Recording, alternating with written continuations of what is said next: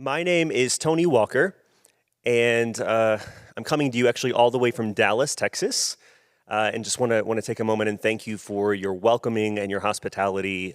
It's such a pleasure to be part of this incredible group. I'm here representing the JED Foundation, and there's a couple other of my colleagues that you'll hear from later this afternoon. But I'll just tell you briefly, for 25 years, the JED Foundation has really been living, eating, breathing, sleeping, school mental health and suicide prevention. We're a national nonprofit organization that works with high schools and pre-K through 12 districts and higher ed institutions across the country.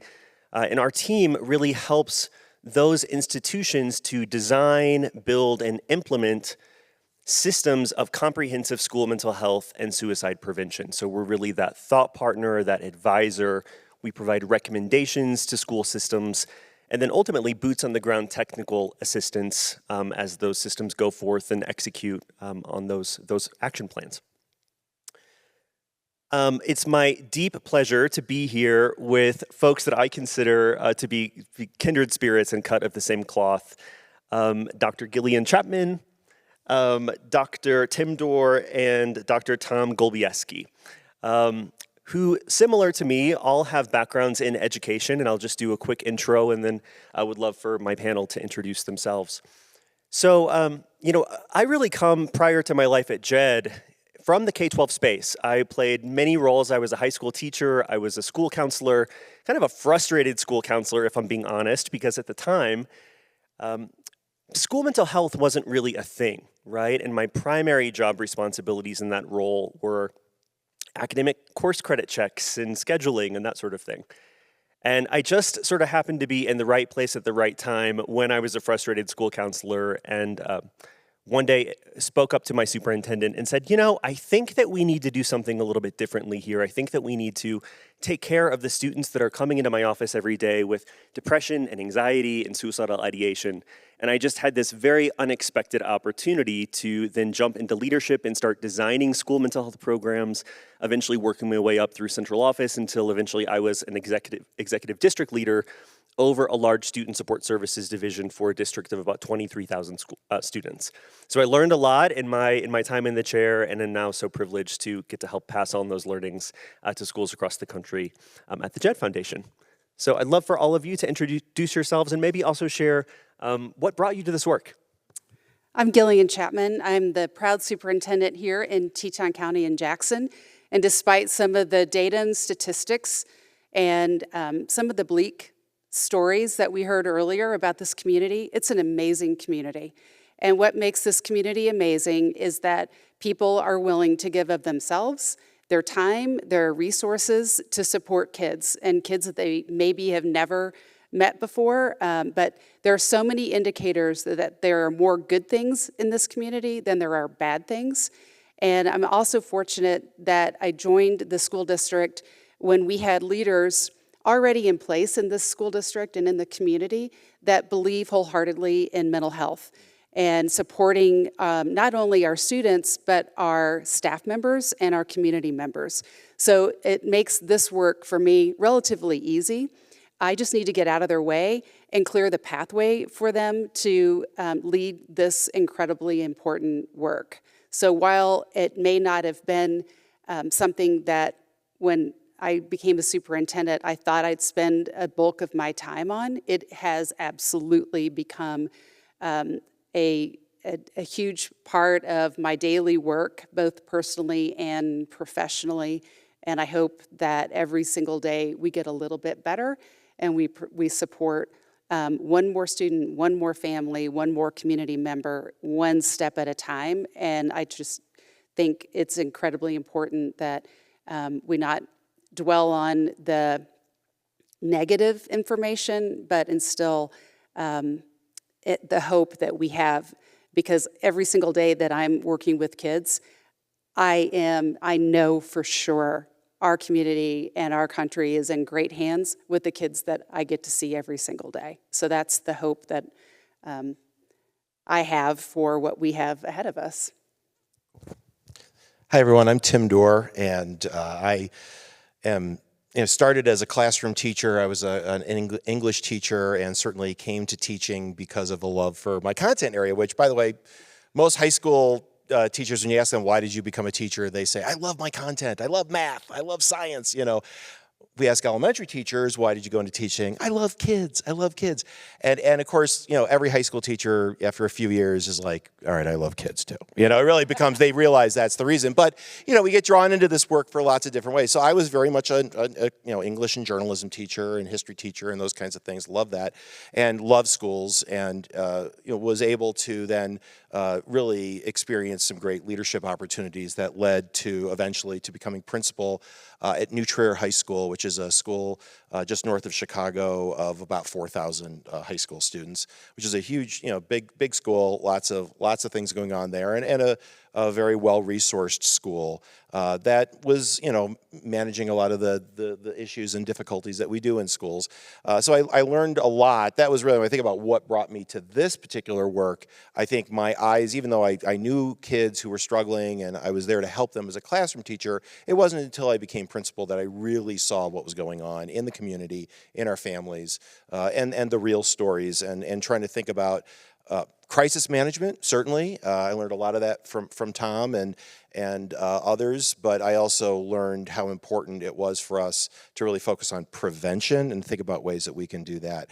I moved from New Trier to a couple of gigs in higher education. I spent 10 years at Northwestern, where I was leading our teacher preparation program, which really, again, allowed me to see what was going on in higher education and the issues we have there. And that's, of course, something that JED and other great organizations are looking at, not only adolescents and high school, but also the real need we have for a lot of this kind of mental health support for college-age students and even graduate students, as we see them struggling as well.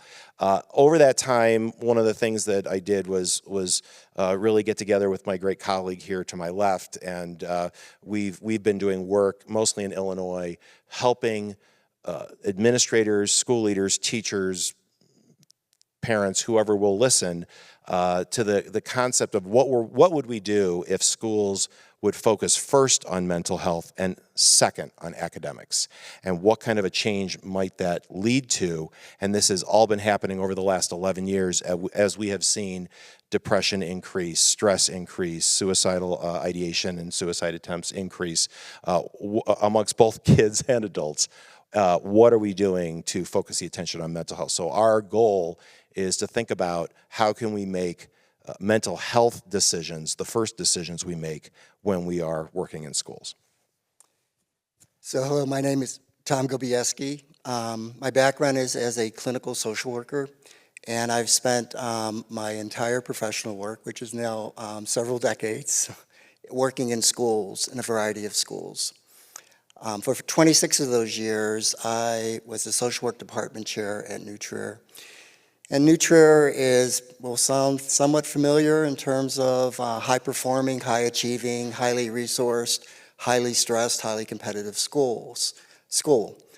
And I chaired a department that was well-resourced with a staff of 8 LCSW social workers working with the student population on a daily basis. And we're constantly kind of managing the undercurrents of highly stressed, for many students, highly traumatized experiences of being in that type of an environment. I retired in 2013 from New Trier and continue to do some work in schools. I'm currently working in a school for neurodivergent learners. And it's a school focused upon building upon strengths, building upon social and emotional learning, and building a community of care and belonging.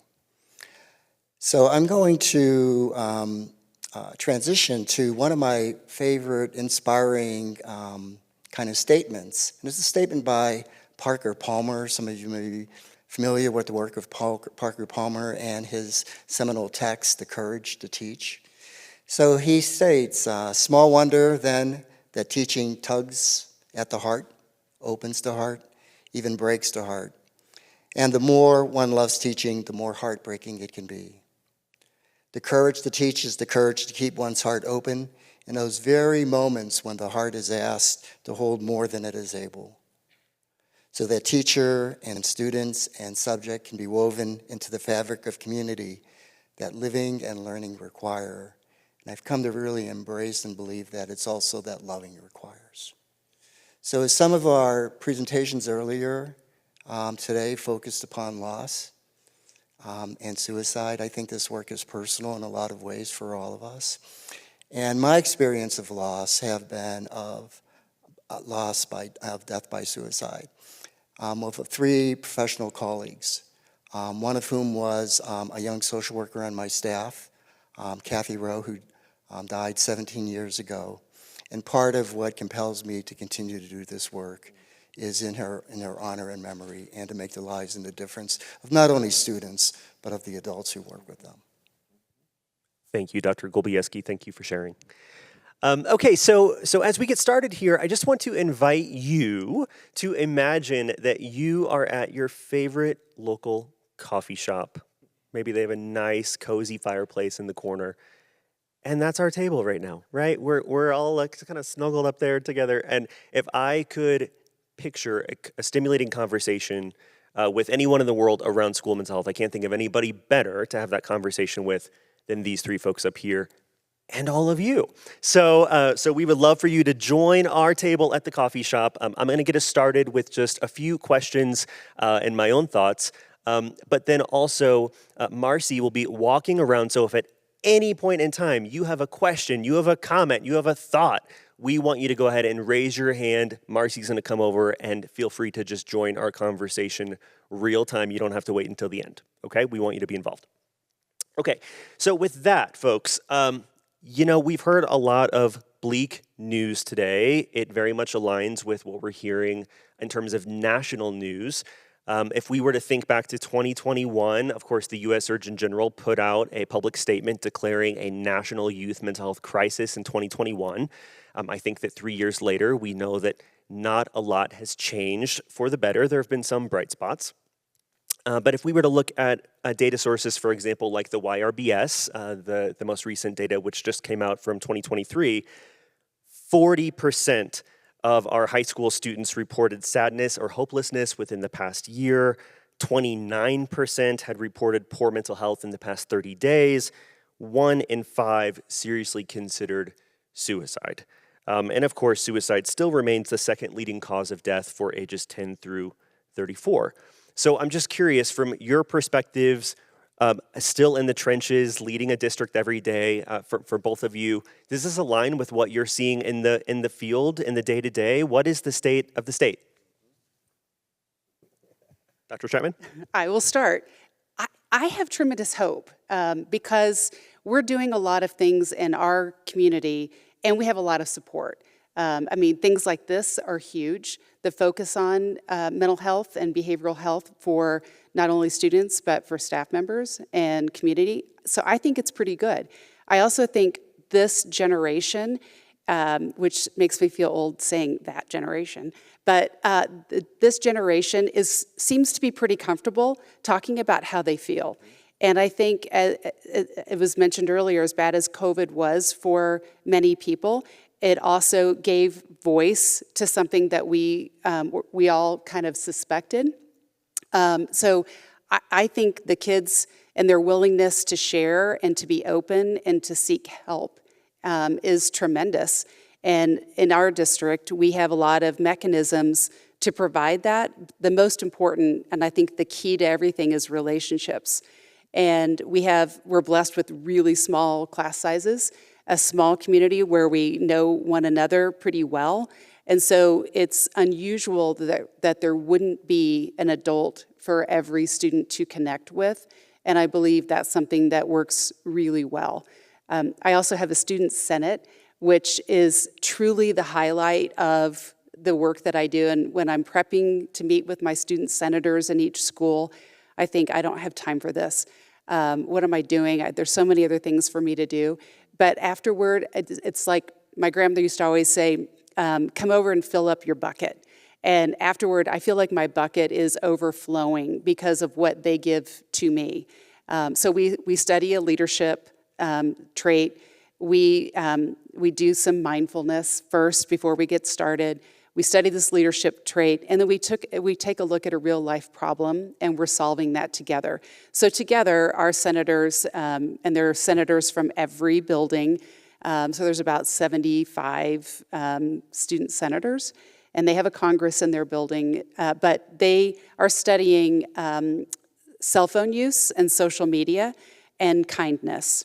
And when I asked them what's the most important trait of being a leader, they all said kindness.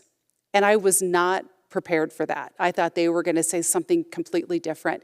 And they focused on kindness, not being nice, but kindness. And there's a difference.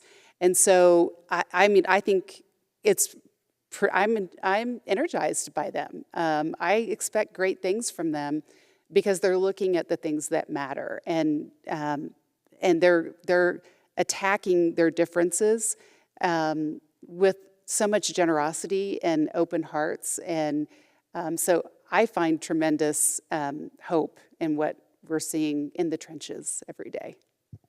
You know, I think this points out something that's been really important for our work, and that is, and I think this is a question we all have to grapple with, and I think it's a changing one in our country. What's the purpose of our schools?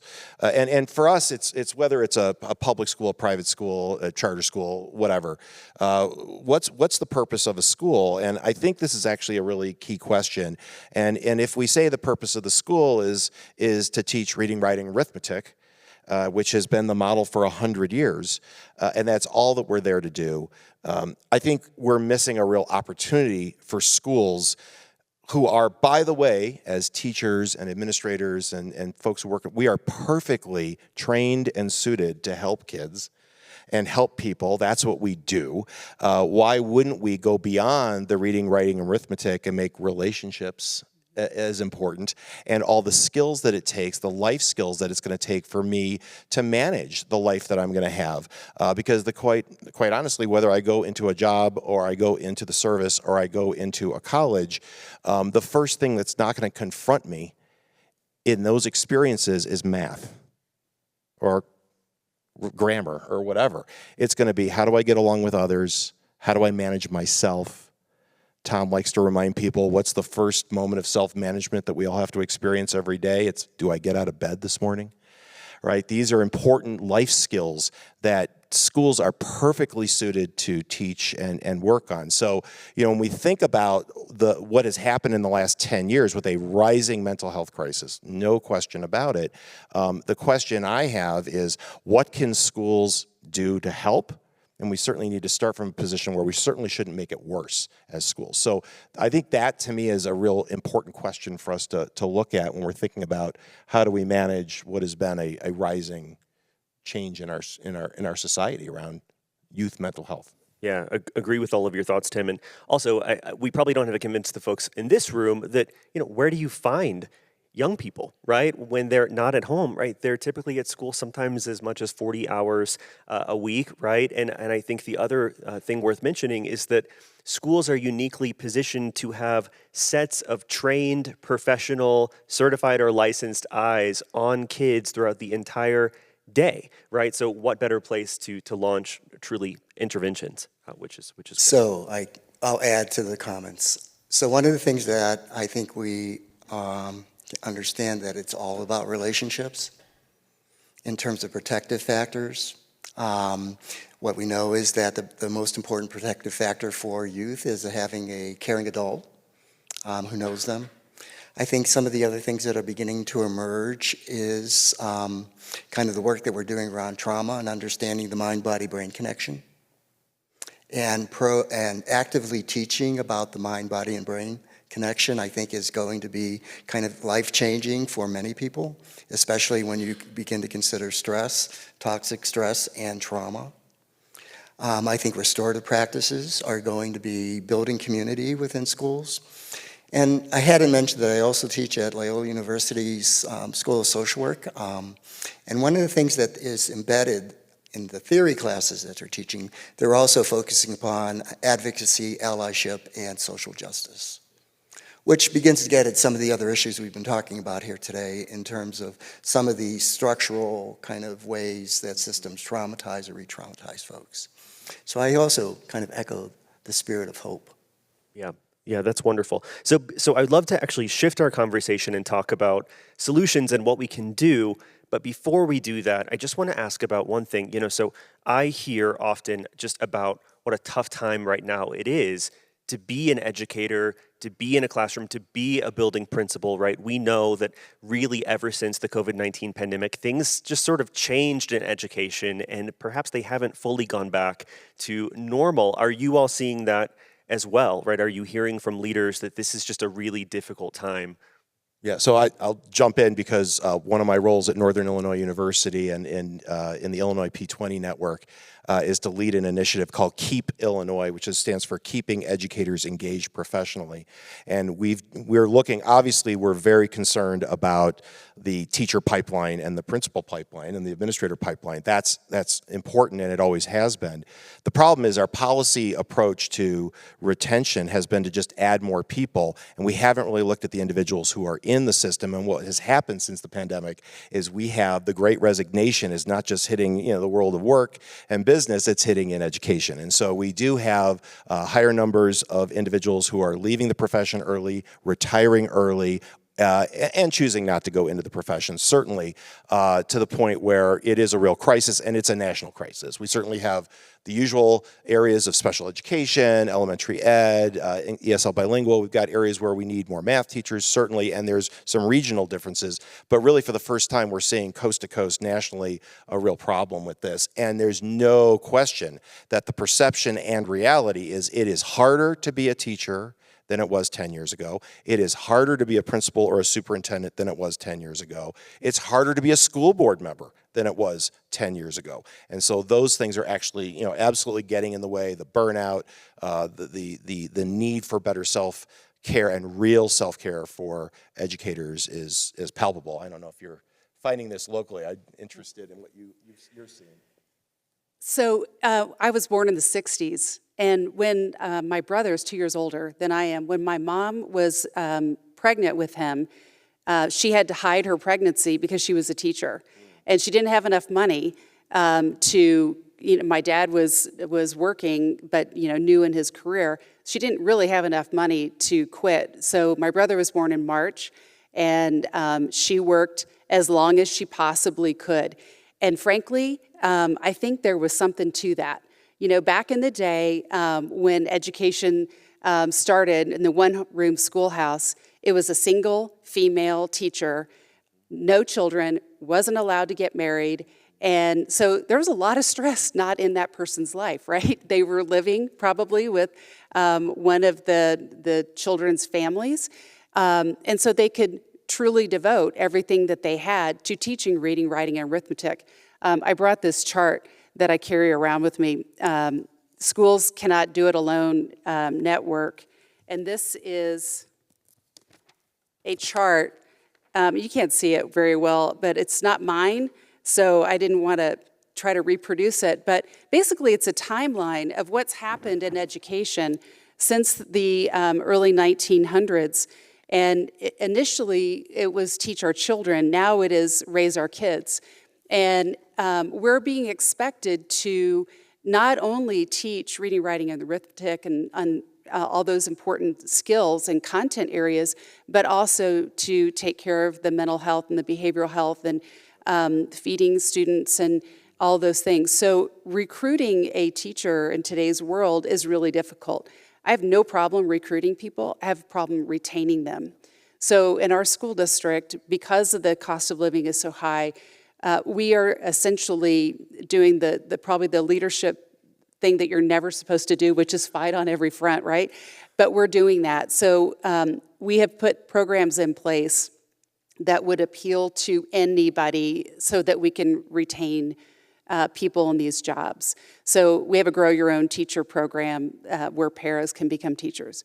We've started a Grow Your Own Teacher program for our high school students so they can leave with a fully paid degree teaching in our schools, and they'll be totally licensed by the time they're 20. So we've got some of those things. We're building housing. We have an early childhood program that's below cost. So we are trying to hit a lot of different things, but the most important piece that I've come to know is the most important thing that we can do is for our community and our families, but essentially our teachers and our educators in general, is provide meaning and purpose. And the work that they do is full of meaning and purpose, but I think we have strayed because we've never taken anything off the plate. We just keep adding to it. And we're fortunate here that we're a high-achieving school district, but that high achievement comes at costs. And I think we need to get back to playing. And pre-COVID, it's been a long time since I think we've played, but I don't know about you all. It's been a long time since I've had to take a standardized test. Oh, wait, when I had to get licensed in Wyoming, I had to take a Constitution test. But other than that, I haven't had to take a standardized test, and the pressure and the stress that our kids are under is tremendous, and I think so much of that is us. And we need to get back to playing, take off some of those pressures. It's not a big deal for a student to not do well on a standardized test. It's going to be okay. Thank you for sharing. Teton County School District is certainly fortunate to have your leadership at the helm. So I think it's worth mentioning this because certainly when you're having turnover of staff, new leadership, right, just trying to get their bearings, it is going to serve as a barrier for getting effective, comprehensive school mental health programming off the ground and really taking hold, right? So thank you all for sharing.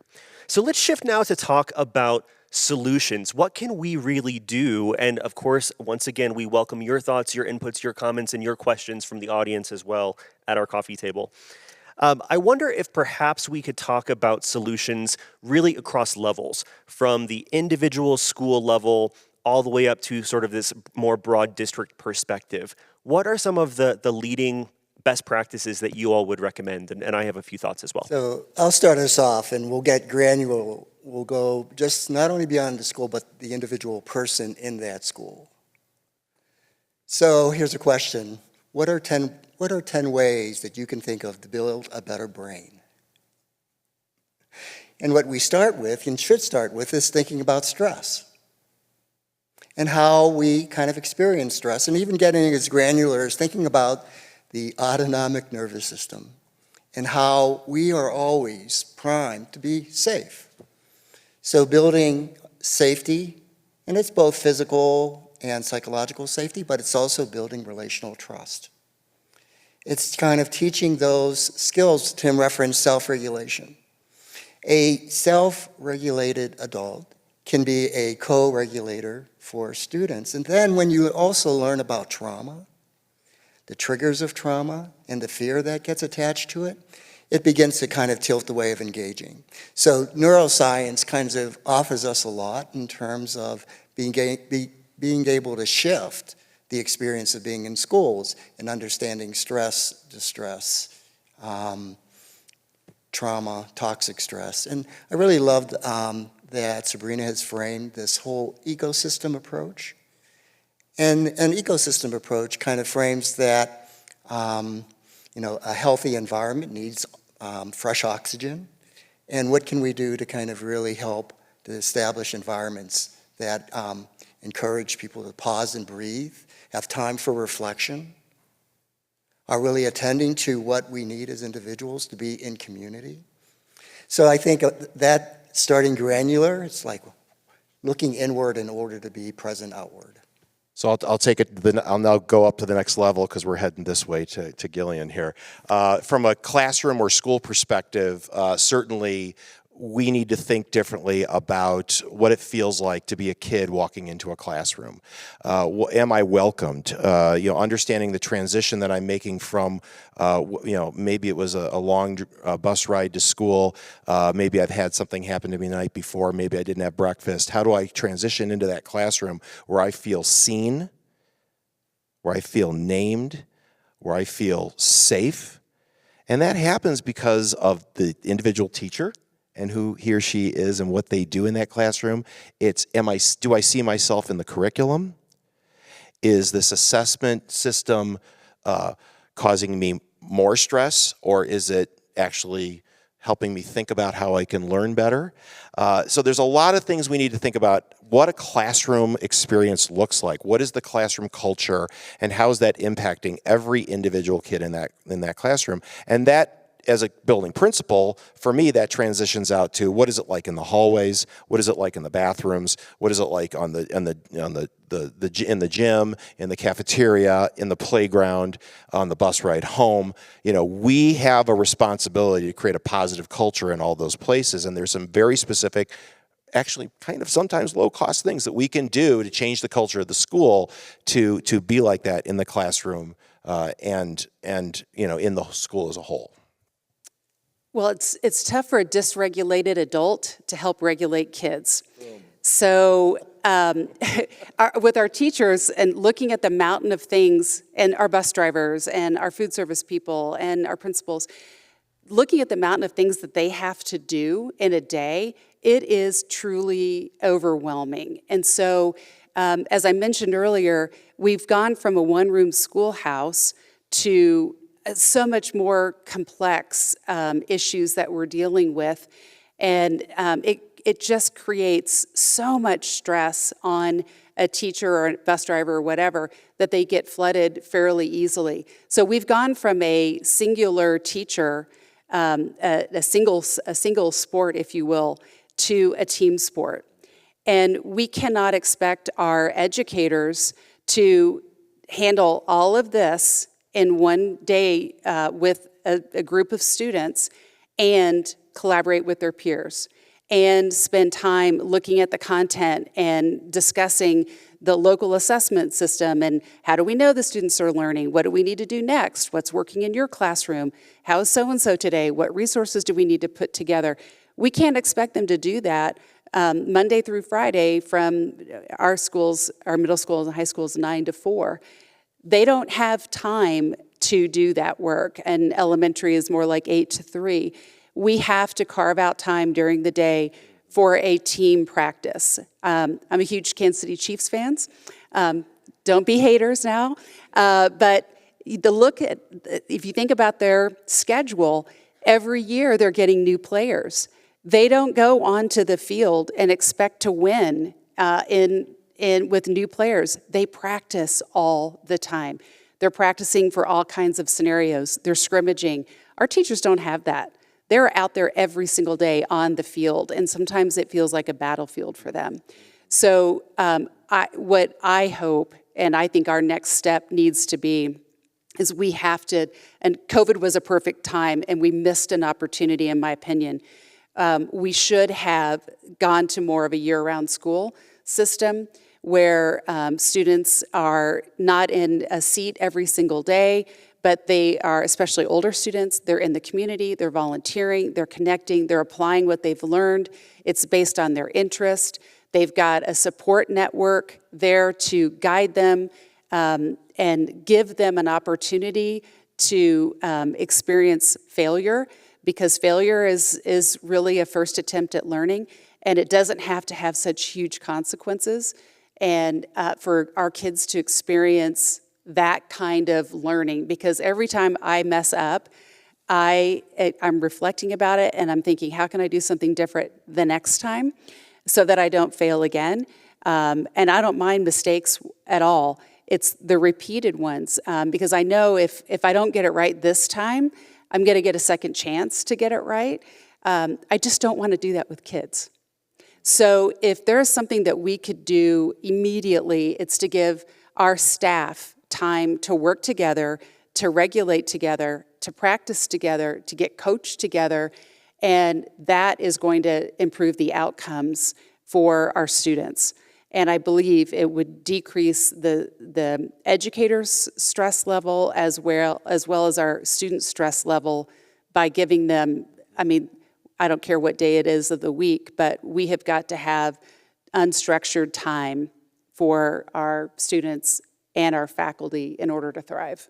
So, Gillian, if I could just add one idea to that It's also that as educators, we're not in it alone. So it's also that engagement with parents and families and with community resources. But that critical part of time to reflect and engage and relate and get to know becomes essential. And I get it too. Just to add one thing. I know you want to move us on, but And it is a coffee table, so. Coffee, it's okay, yeah. I mean, I understand, as I was a single parent, and I had 2 little girls, and if it weren't for my family helping me, there's no way when they were in elementary school I could have done my job. I get that schools are often viewed as daycare, but we have got to change that narrative, because even a daycare closes from time to time because they have to do things.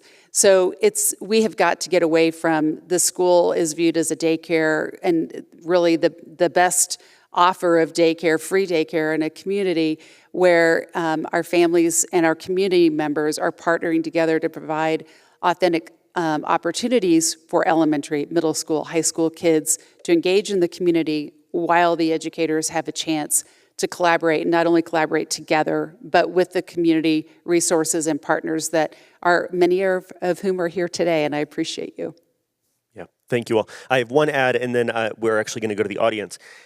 So Dr. Chapman, please feel free to disagree with me, of course, but when I was in the district leadership chair, what feels like a million years ago, if I'm being totally honest, at our coffee table,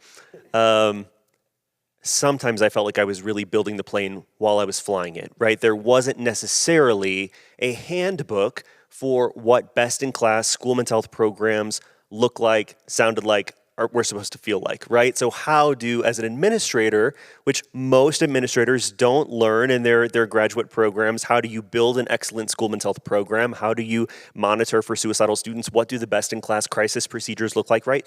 So a lot of that is kind of figuring it out and using what resources that you can, but acknowledging that most superintendents don't have time to go read a 300-page dissertation every single week, right? Because you're running from fire to fire, putting out, one situation after the next.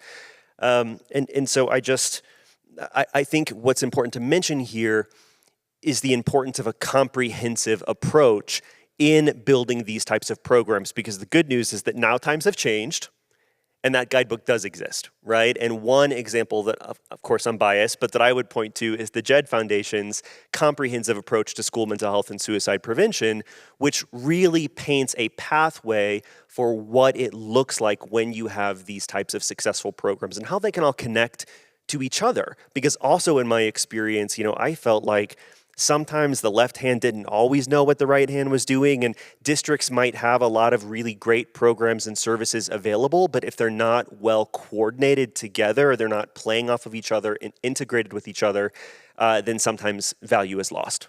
You all would agree? Yeah, I mean that's certainly the work that Tom and I have done in our work in developing a mental health action plan.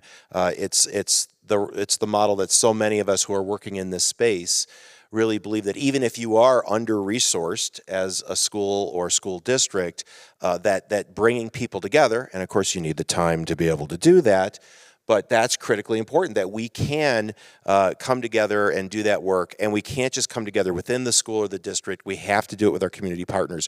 Schools have tended to be islands unto themselves, and we work really hard to do the best job we can, and as you mentioned, it's about being aware that it's okay for me to reach out and say to an organization in my community, I need your help. We need your help. We were very lucky to have our own social workers on staff, but we also had interns and community organizations who brought additional mental health providers into our school district because we were so big. We needed more help. We couldn't do it all. Tom mentioned, we went through a moment where we lost one of our social workers to suicide. And Tom and his team, who we would normally rely on to be our rock, they needed us. They were grieving in this way that I can't even understand. So we were, again, lucky enough that the work that Tom and others had done was to build those community partnerships.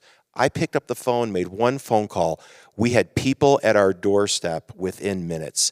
How can we help? What can we do? So it's what we do inside to build that comprehensive mental health action plan. It's what we do with our partners to build that. We can do that. but we do it better when we have the right support in terms of time and resources and people. Yeah, absolutely. Okay, so I do want to come back to this topic of adult well-being because I know that it is top of mind for so many of us. But before we do that, Marcy would love to go to the audience. Awesome. Is this on? Oh, I love this thing. And if someone has a question up front, I'd love to launch it to someone else. So, Teton Demers, I'm a clinical psychologist with Hope Lab, a nonprofit foundation supporting youth and mental health, young adult and youth mental health and well-being. And my question is just to build off the analogy of building a plane while you're flying and add another layer to this conversation. As a psychologist, I just fell into sort of the tech world for the last 10 years. And something I've noticed, especially in higher ed and K-12, is that it seems like the world of ed tech and health tech are coming closer and closer together. And my question is, how do we feel about that? How do you all feel about that? Because we're very used to, outsourcing a learning management system or using the Microsoft suite. But when it comes to social emotional learning, even going as far as therapy and psychiatric services, there's a lot of providers out there providing that. So the question is that a healthy part of the solution for our schools?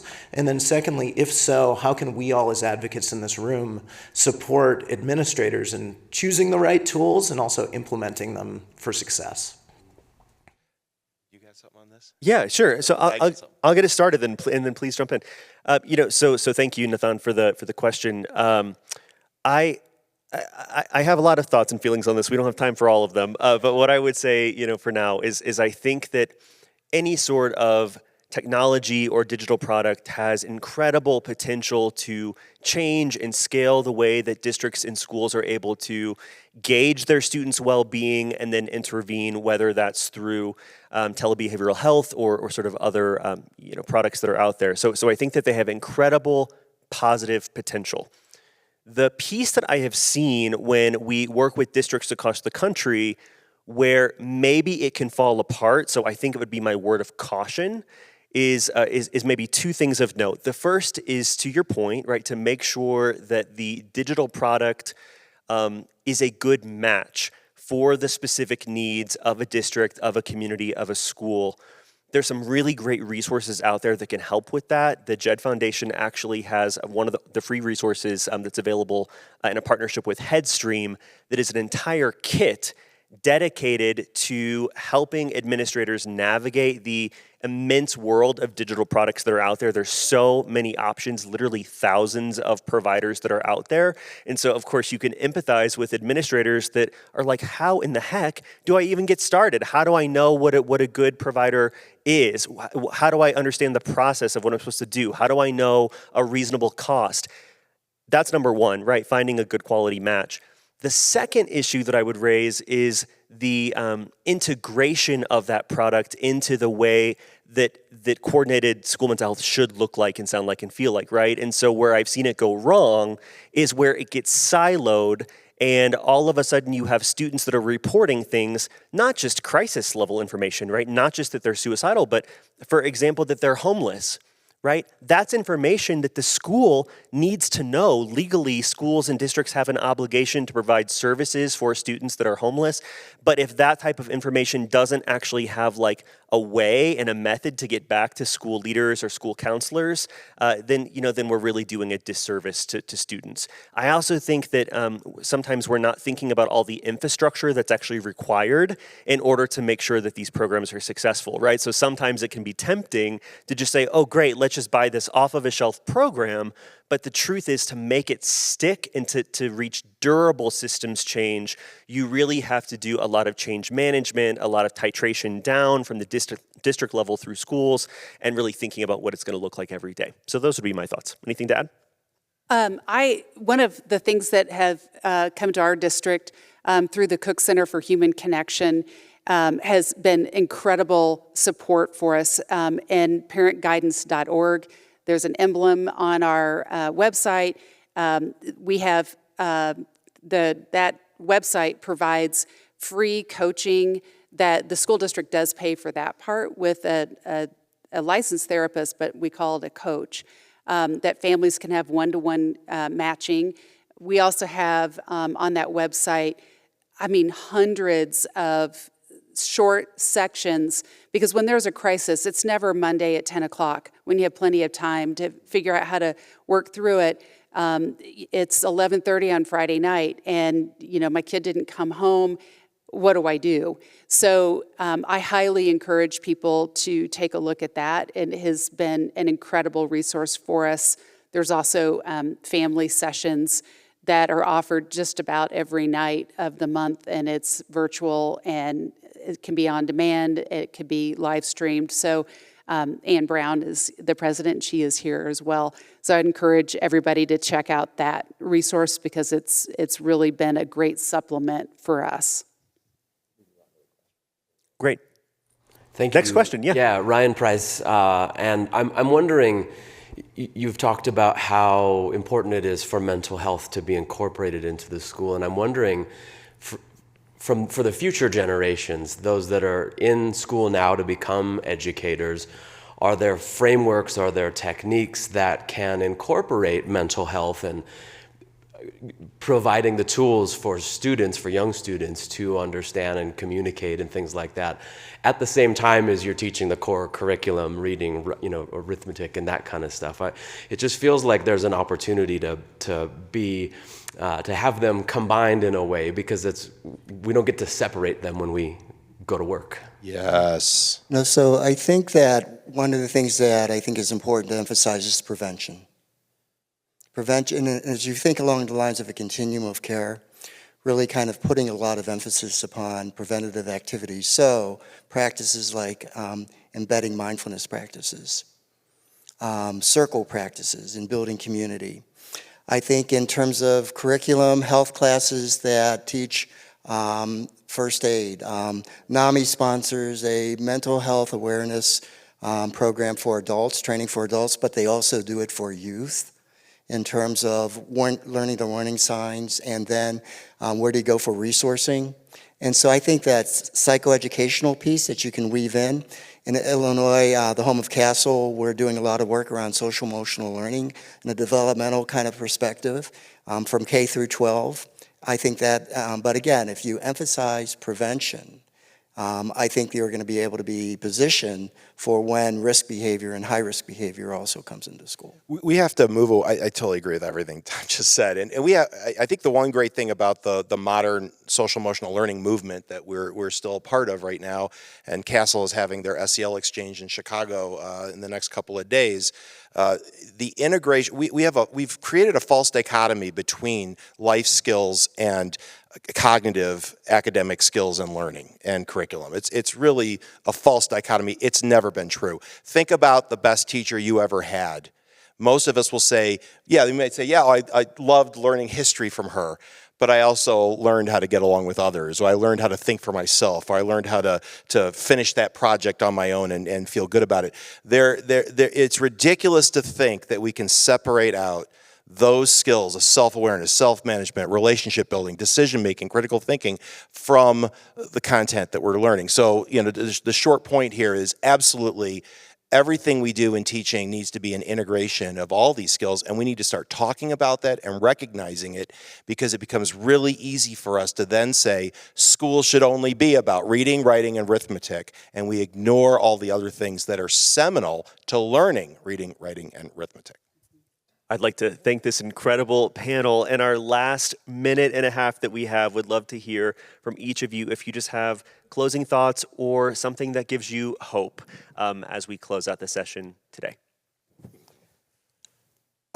We had talked a lot about depression and suicide, which often happens in isolation. And my belief and hope lies that healing lies in, solutions lie in community. And for me, I think schools have not only a responsibility to be part of the solution, but we actually are perfectly suited to be part of that community solution. And my hope is that we can create schools that are doing what you're trying to do here, and we want to continue seeing across the country. I think I've shared a lot of my hopes already, but I hope that what we've talked about today inspires all of you to be the cheerleader out there, be the mavens. When someone is bashing something about the school district, or they're children's classroom or their coach or whatever, you're saying, you know, is that really true? Because it's my understanding that, and clarify, point out that the educators that are committed every single day are carrying around a tremendous burden on their own, and to hear their life's work bashed in the community that it isn't good enough, despite everything that all this that we're doing, is every day perfect? No, but that level of criticism is not helpful. What is helpful is to cheerlead and support and say, we have a bright future, and we can make every single day a wonderful experience for our kids, but we cannot do it alone. And to bash the schools or a teacher or whatever, the superintendent, it's really not helpful. Hey, Tony, can I just add one thing? Of course. Tim and Tom's book, The School We Need Now, is on the table outside, and there's a copy for everyone. So please put it in your Ortus Foundation bag as you're ready to go, and it's an excellent book. Thank you. You know, I think for me, my moment of hope is just that, 25 years ago, we actually didn't know a lot of the answers to the questions that we're talking about today. But today we do, right? This field is no longer brand new. We know the things that work. We know the research base. We know the evidence-based practices, right? It's just a matter of navigating the challenges that are before us in order to execute and to be able to actually do it. So thank you to this incredible panel. Thank you to all of you for being here and for caring about what's happening in our schools. And with that, I think it is officially time for lunch.